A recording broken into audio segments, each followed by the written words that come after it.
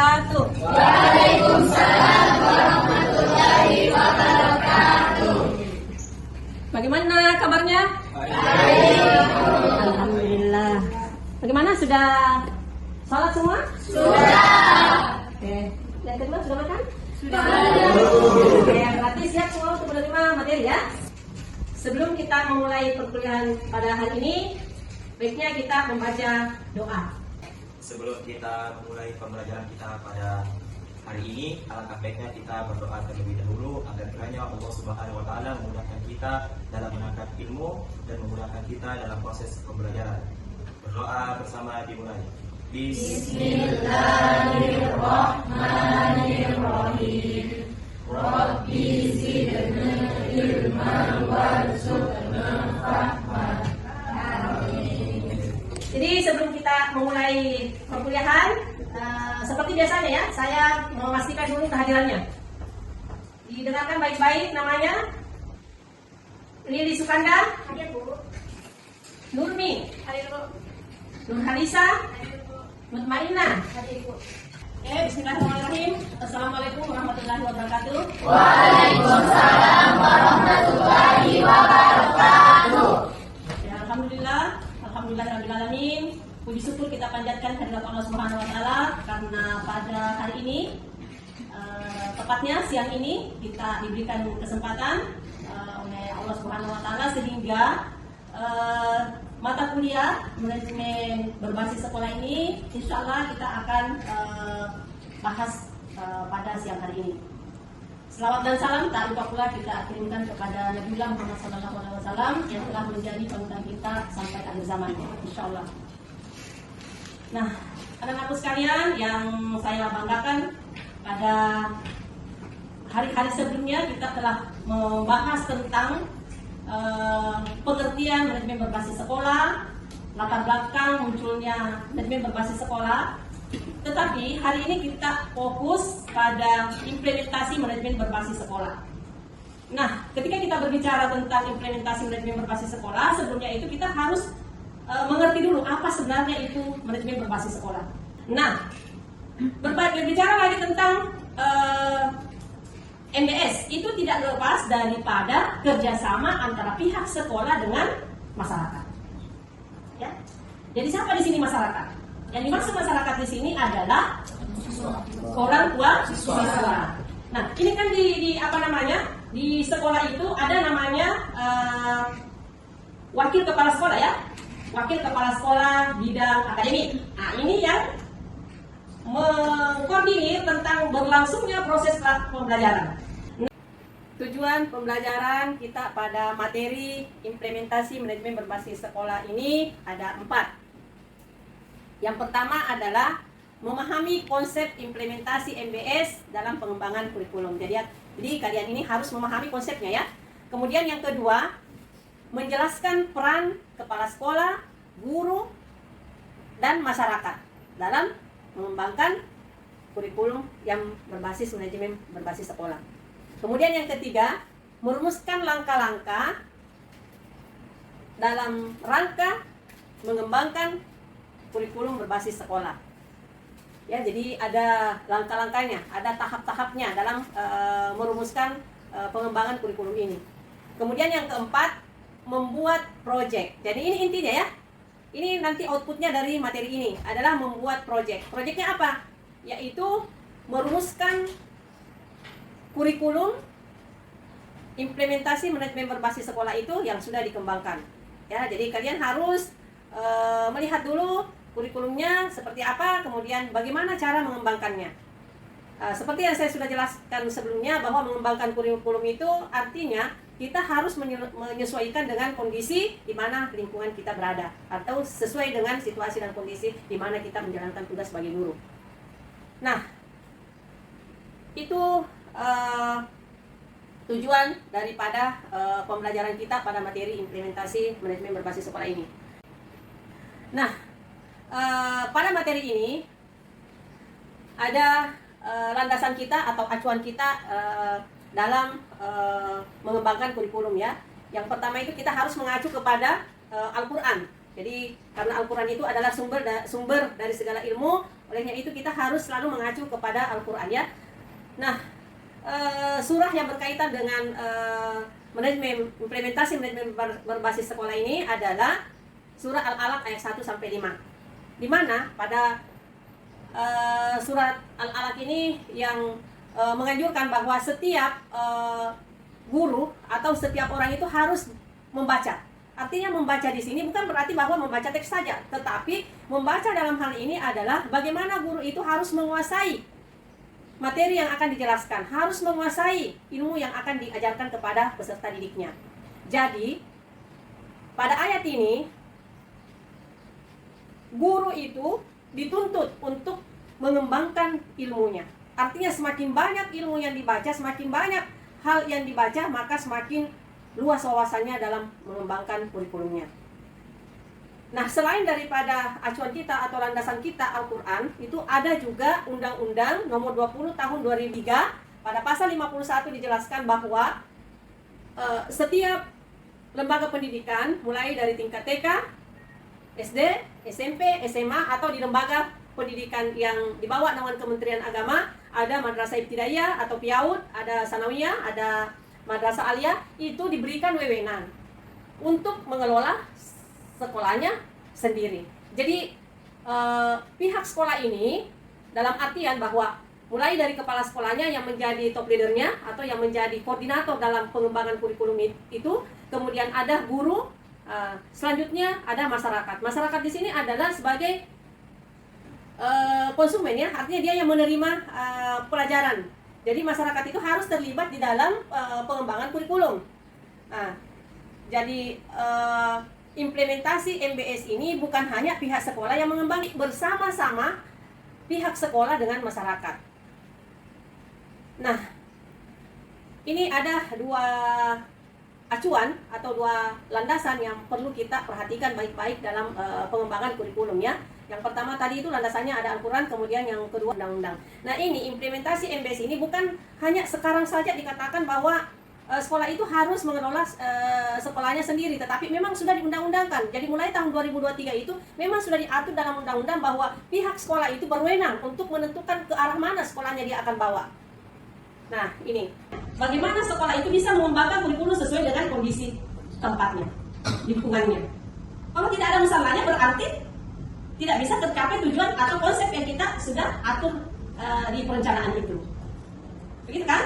Nah, jadi implementasi manajemen berbasis sekolah dalam pengembangan kurikulum itu, ini tujuannya adalah untuk memberikan wewenang kepada pihak sekolah untuk mengembangkan kurikulum. Yang saya bertanya dulu, siapa kira-kira yang mengembangkan kurikulum? Sekolah. Sekolah itu di sekolah kan ada beberapa komponen ya. Ada kepala sekolah, ada tenaga pendidik, ada tenaga kependidikan, ada siswa. Yang mengembangkan kurikulum itu adalah gurunya. Yang membuat persiapan mengajar perencanaan kan guru toh. Jadi dia yang mengembangkan, apakan itu materinya. Kira-kira metode apa yang harus Anda pakai? Alat apa yang harus Anda pakai untuk mencapai tujuan itu? Ada pertanyaan di sekitar ini? Sudah. Ya. Arif, silakan Arif. Saya tadi kita sempat belajar tentang implementasi manajemen berbasis sekolah. Sudah membahas tadi tentang prinsip desentralisasi dan desentralisasi. Saya bertanya sedikit juga mengenai MBS ini. Di mana implementasi manajemen berbasis sekolah ini sudah dilakukan di sekolah di sekolah itu sudah kita melihat dari Indonesia atau bagaimana dari yang sedang jauh Indonesia ya. Apakah implementasi manajemen berbasis sekolah ini sudah diterapkan dengan baik atau tidak? Oke, bagus sekali pertanyaan ini. Sedikit saya jelaskan ya. Ini sebenarnya MBS. Kalau kita membaca literatur, apakah itu berupa jurnal, makalah, semua itu mengatakan bahwa MBS itu sudah berhasil.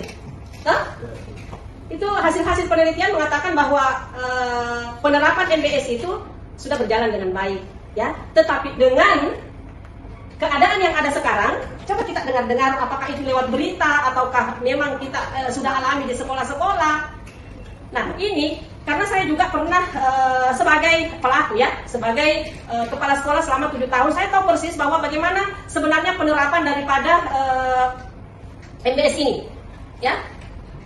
MBS selama saya menjabat kepala sekolah itu saya anggap bahwa itu tidak berjalan dengan baik. Kekurangan yang ada di sekolah itu kemudian dilakukan semacam musyawarah atau semacam rapat kepada pihak sekolah dengan pihak masyarakat. Saya rasa sekolah itu bisa maju. Kenapa? Karena ada acuan, ada undang-undang yang menjelaskan tentang ini. Mungkin saja di masyarakat ini, karena saya lama juga mengamati masyarakat, dia itu tidak paham sebenarnya apa itu MBS. Nah, ada pertanyaan? Ijul, silakan. Langsung saja, di sini saya mempertanyakan terkait dengan keberhasilannya berbasis sekolah dalam membangun kurikulum. Karena yang pernah saya kaji dalam 20 tahun, 4 kali pergantian kurikulum itu permasalahannya itu masih sama, itu masih kurang dimengerti oleh guru lain, masih kurang dimengerti dari segi prosedurnya kayak gitu. Baru kita ini kayak saya bisa katakan sebagai masih bobrok. Ya. Seperti itu. Oke. Ada yang bisa memberikan Adil? Ya, baik. Terima kasih kesempatan yang diberikan. Baik, pertanyaan itu bagaimana keberhasilan MBS ini dalam pengembangan kurikulum. Jadi harus diketahui terlebih dahulu nih, MBS itu mengembangkan kurikulum maksudnya adalah dia contohnya seperti tadi, dia mengubah capaian pembelajarannya. Contohnya kayak tadi sekolahnya tidak punya musola, tapi tujuan pembelajaran dari pusat harus bisa sholat berjamaah di sekolah.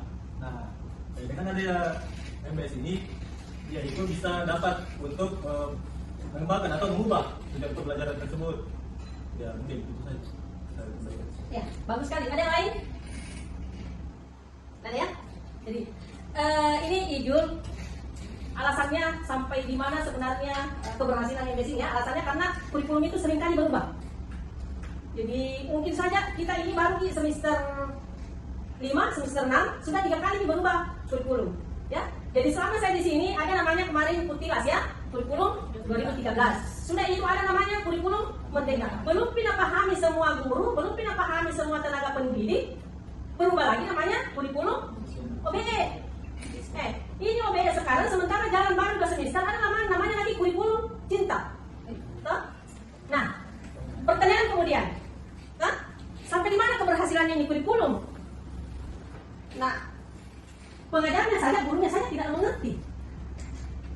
Jangan kita terlalu banyak berbicara tentang keberhasilan kurikulum. Itu tadi saya sudah sampaikan Ki, bahwa biarpun berapa kali diubah ini kurikulum, kalau gurunya atau tenaga pengajarnya tidak profesional dalam materi yang dia mau bawakan, saya kira tujuan tidak bisa tercapai dengan baik. Jadi inti daripada tujuan MBS ini adalah tenaga pengajarnya atau gurunya yang profesional. Ini tadi pengembangan kurikulum, berarti kurikulum itu dikembangkan sesuai dengan kondisi di mana kita berada. Siapa yang bisa mengembangkan? Kan gurunya. Jadi dari beberapa tantangan tadi itu kita pasti juga punya solusi. Jadi solusi strategi yang pertama, karena tantangannya tadi butuh SDM yang baik. Jadi ketika SDM-nya kurang, maka guru itu perlu dilakukan pelatihan. Ya, jadi solusinya jika guru-guru itu memiliki SDM yang kurang, maka kepala sekolah harus menginisiasi agar SDM-nya bisa dibenahi dengan jalan memberikan pelatihan kepada guru yang bersangkutan.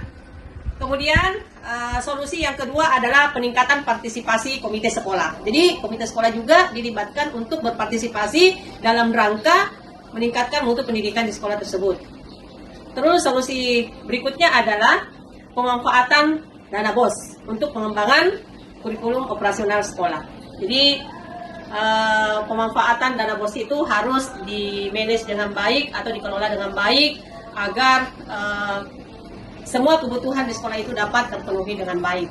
Kemudian yang tidak kalah penting adalah monitoring dan evaluasi internal. Di setiap kekurangan atau di setiap kelemahan yang terdapat dari hasil evaluasi internal itulah yang harus kita usahakan. Seperti apa kira-kira langkah-langkah kepala sekolah untuk memenuhi kekurangan-kekurangan tersebut. Nah, setelah solusi ini, maka saya memberikan tugas kepada masing-masing kelompok. Jadi di kelas ini saya bagi menjadi 4 kelompok untuk merumuskan atau membuat semacam kurikulum yang berbasis MBS itu, kemudian bagaimana kurikulum itu dikembangkan. Jadi seperti yang kalian lihat tadi di slide, langkah-langkah dalam pengembangan kurikulum MBS itu, saya kira kalian bisa membuat dengan apa yang saya harapkan. Jadi tugasnya ini adalah tugas kelompok ya. Jadi masing-masing nanti kelompok mempresentasikan tugasnya. Karena waktu kita terbatas, insya Allah di pertemuan berikut barangkali baru kita bisa diskusikan lagi apa kira-kira yang belum kita pahami pada hari ini. Ya, jadi terima kasih karena waktu kita sudah habis. Maka materi tentang implementasi manajemen berbasis sekolah ini dalam pengembangan kurikulum saya anggap bahwa kalian ini sudah mengerti semua. Kalaupun masih ada yang tidak dimengerti, insyaallah di pertemuan berikut kita akan bahas kemudian. Nah, sebelum kita keluar dari tempat ini atau mendahi, jadi kita membaca doa untuk menutup perkuliahan kita pada siang hari ini. Baik, sebelum kita keluar dari tempat ini, mari kita bersama-sama membacakan surah Al-Fatihah sebagai bentuk rasa syukur kita kepada Allah Subhanahu wa taala. Baca doa mulai. Bismillahirrahmanirrahim. Alhamdulillahi rabbil alamin. Arrahmanir rahim. Maliki yaumiddin. Iyyaka na'budu wa iyyaka nasta'in. Ihdinas siratal mustaqim. Siratal ladzina an'amta 'alaihim ghairil maghdubi 'alaihim waladdallin. Ya, itulah tadi materi yang saya bawakan. Mudah-mudahan kalian dapat memahami daripada apa yang saya bawakan pada hari ini. Cukup sekian, saya akhiri dengan ucapan wabillahi taufiq wal hidayah. Wassalamualaikum warahmatullahi wabarakatuh. Waalaikumsalam warahmatullahi wabarakatuh.